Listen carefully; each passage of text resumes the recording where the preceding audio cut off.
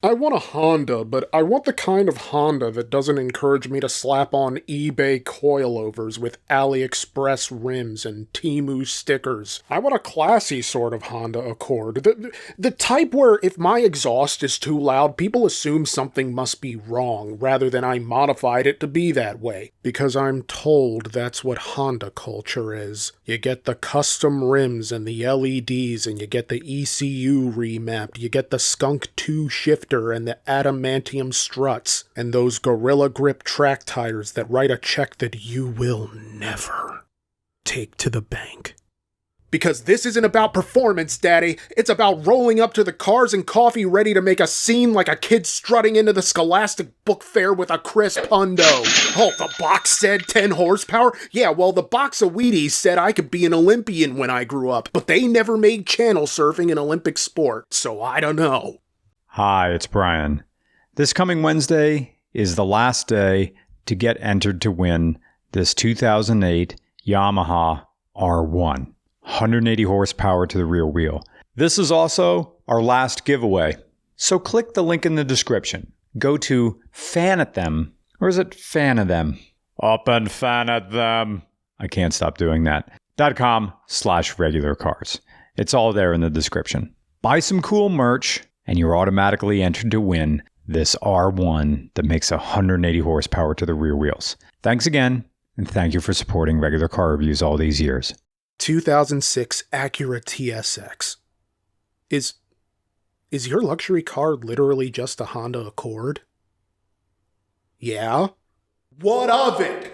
When you're young, you basically get one chance to pitch the family on a car, because they aren't just going to buy you anything if they even get you a car in the first place. You can make the argument for a used WRX or some kind of muscle car, but in the frosted mini-wheat tapestry of youthful decision-making, wherein every choice is the wrong one and the roof of your mouth gets shredded like a half-pipe, you need to come correct.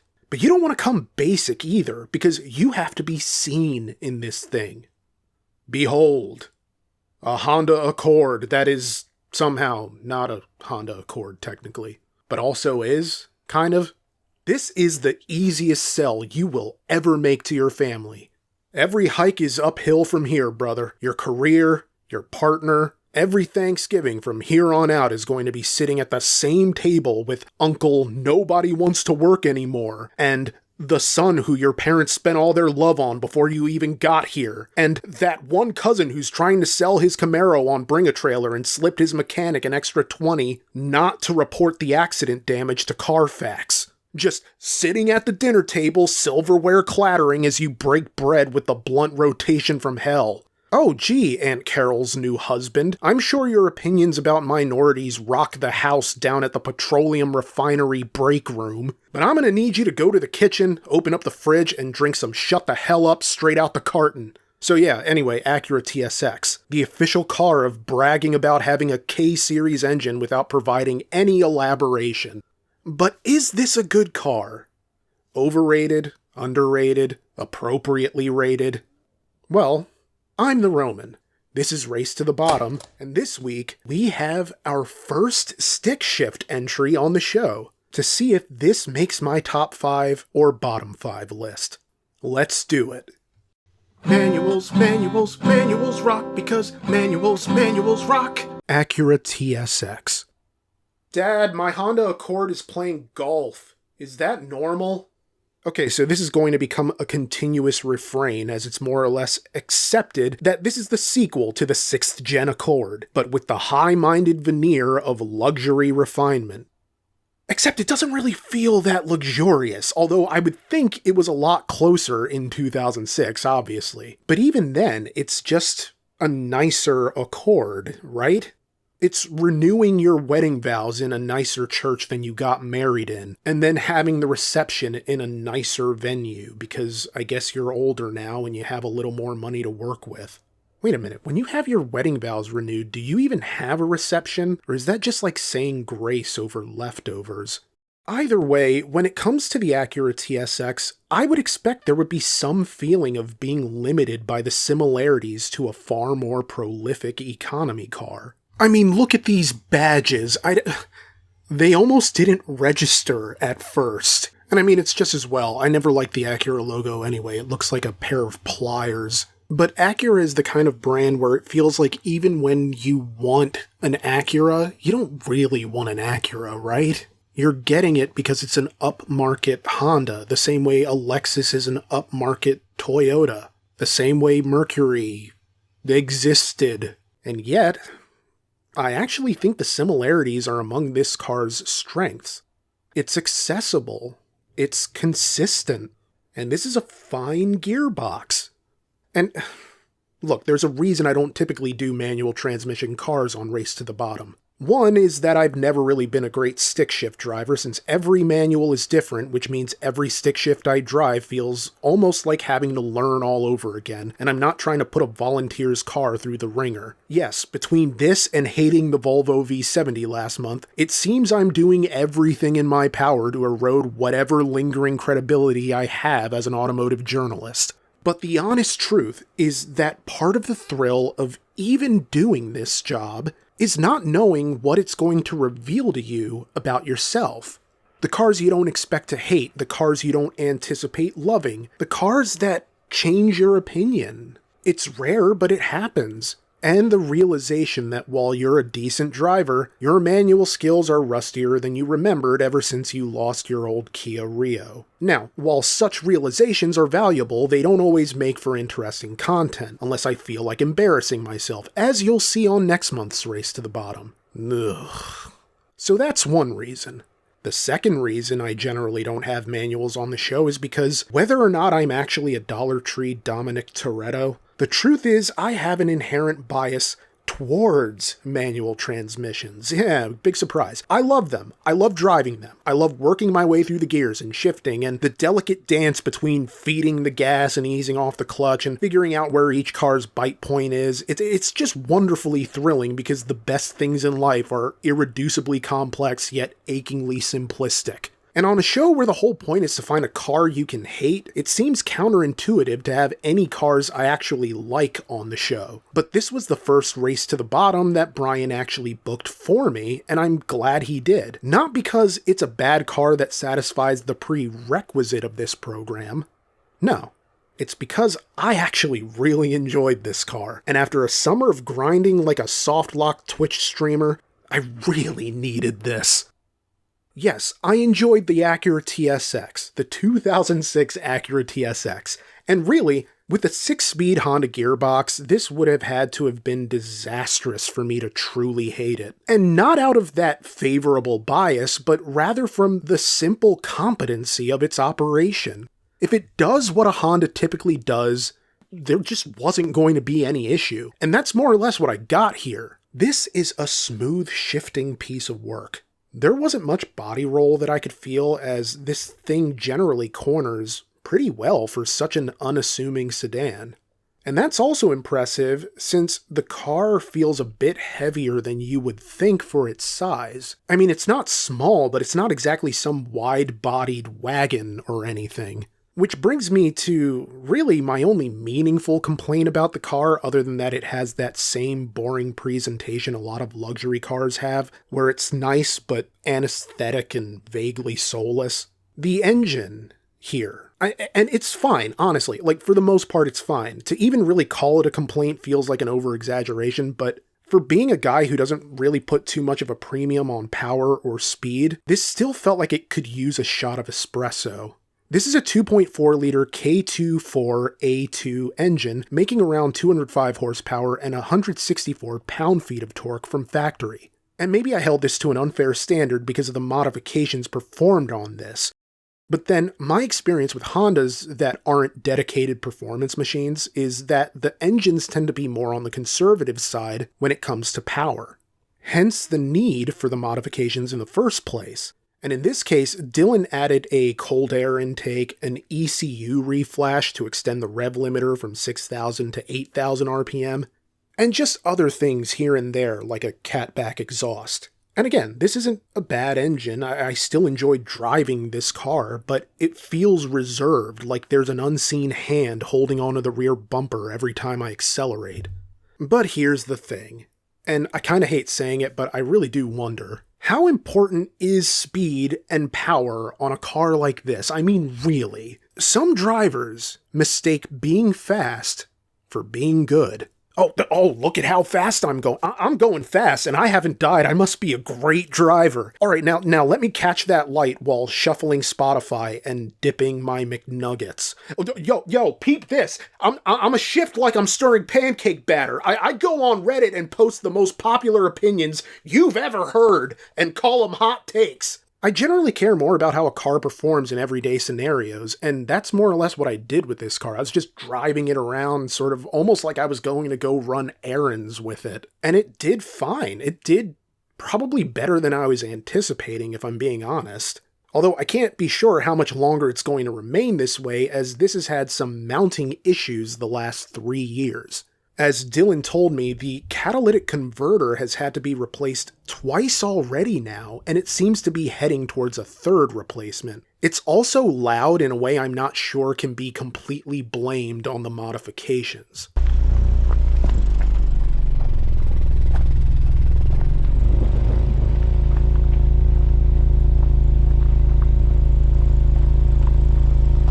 Oh, and Dylan also got this from upstate New York, so it came preloaded with the Rust expansion DLC. Okay, you know what? Maybe I do have some more complaints about this car. I need to stop freestyling so much. You see, this runs on premium for some reason, and I don't envy anyone stuck paying for 91 octane right now. Now, the EPA says fuel economy is 20 city, 28 highway, and 23 combined. Great. But for being as relatively smooth shifting as you could want this to be, you still need to feed it gas gradually, because it's just heavy, you know? From what I've read, this is one of the most torque-heavy K-series engines, so you have a solid starting base to get going, but the weight limits that benefit. You get pretty long gear ratios from first to second, but closer ratios at speed. Yet you also have to be mindful of cornering, because while it handles well, Dylan told me he doesn't really push this too hard because the sway bars and the ball joints can be a problem. Long story short, Dylan has owned this since 2021. It's the first car on which he learned to drive manual, and he was taught by his mom, who's awesome and taught herself driving off the lot in a Volkswagen Golf Cabriolet. Dylan got this precisely because it was a manual, although he originally wanted an IS300. But he couldn't find one, so he got this rather than some slammed Honda Civic that appeals to the type of kid who drinks Prime intravenously. Or again, some impractical muscle car. Oh, nice Charger, get a load of himbo slice over here. Even as a luxury car, making the air quotes, that takes premium gas, this still has an economy car's soul. Frankly, I'm awash in the complete living nonsense of this car's impractical practicality. On the one hand, it costs more to fuel it and probably rinses you in repair bills over time. And if you stall the car, you get hit with a crazy debuff called erectile dysfunction. But it also has this self-assured character to it. It just is. And in a perfect world, this is the kind of sedan that car companies would still make, and then maybe the sedan market wouldn't be as cooked as it is right now. Because really, this is kind of what we need more of. Just a no-frills little stick-shift car with clean, if uninspired, design. And adaptable as both a daily and as something that you could just cruise with to your heart's content, even if you aren't going to be tearing up the macadam. It's the automotive equivalent of a safe space. You're not going to be judged because you're not going to be noticed. And that's okay. You can like a boring 20-year-old luxury car that's just a weight gain version of a cheaper car. Go ahead, you can tell him Uncle Roman said it was okay. But I doubt anybody would realistically care, because it's beneath the energy that judgment demands, whether it comes from other people or from yourself. When I was a little kid, I used to wrestle in the backyard, and one of my favorite tag teams growing up was the natural disasters, Earthquake and Typhoon. And so I decided that me and my friend Danny, our tag team was going to be the man-made disasters, War and Hate. Because what's the opposite of a natural disaster? A man-made disaster. And what disasters do men create? They make war and hate. Those are the disasters they make, so there you go. And I never thought how weird and nihilistic that was for a 10-year-old to come up with. That for as beautiful and perfect a childhood as I had, that my mind still went to this philosophically cynical space.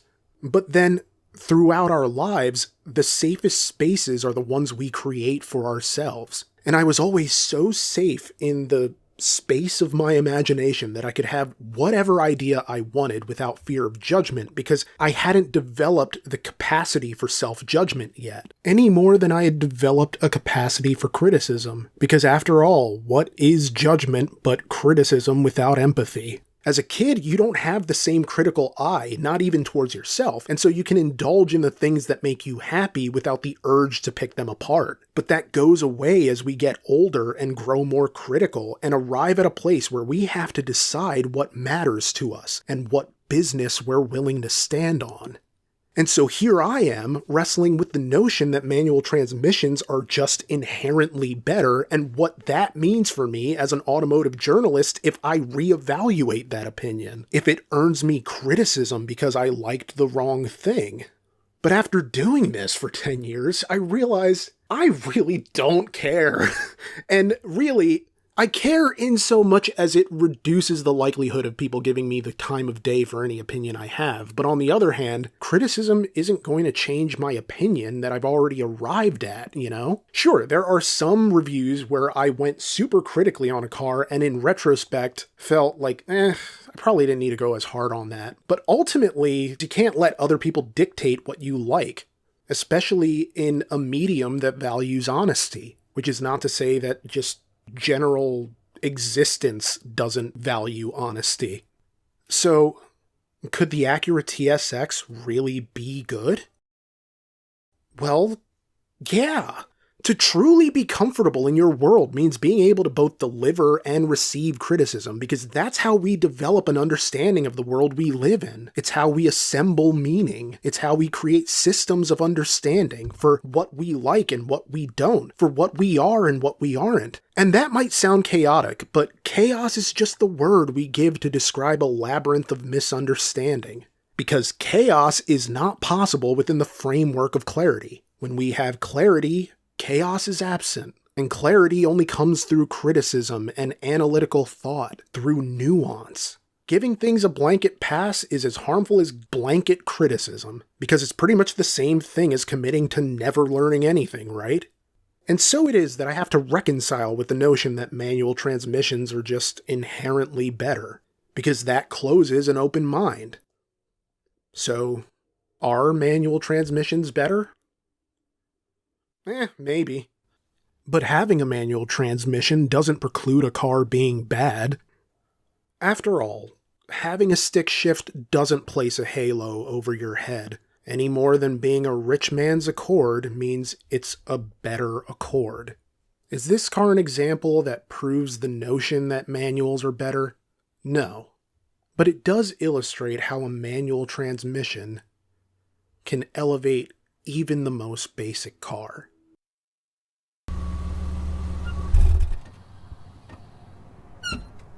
Well, as I'm sure you could figure out by now, this is entering the top 5, so let's see where. But first, if you enjoy these videos, please consider leaving a like, subscribing, or sharing the video with someone you know might enjoy it. And also, please consider joining our Patreon. Beginning within the next month or two, Brian is going to start contributing his opinion on every Race to the Bottom car in Patreon-exclusive videos, among other perks that will be available in the future. It helps sustain the channel and really helps us out. Alright, so let's look at this list. It's kind of weird that I'm getting rid of a Honda just to add another Honda, but sorry, John.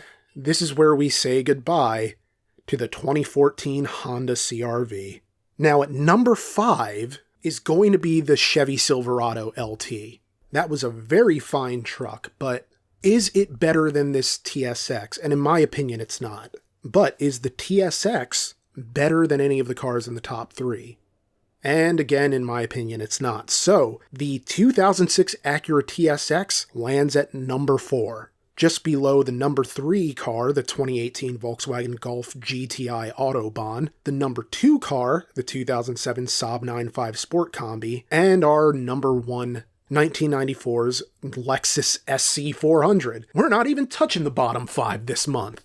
I would like to thank Dylan for volunteering his car and for providing such a wonderful filming experience. I'm genuinely so appreciative of every single volunteer and every single viewer. I am not kidding. And on that subject, if you believe you have the car that can win the race to the bottom, I'm talking something so bad that it has no redeeming features whatsoever, something that not even I would be able to find the positive in, shoot me an email at regularcarstheroman@gmail.com. We can only accept people willing to come to us in southeastern Pennsylvania, but I'd really love to see what kind of cars are out there that you guys think could actually end up unseating the Nissan Sentra from the very bottom.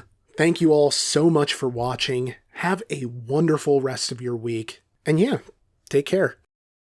Manuals, manuals, manuals rock because manuals, manuals rock. Manuals, manuals, manuals rock because manuals, manuals rock. Manuals, manuals, manuals rock because manuals. Thank you. Try the veal. It's outstanding.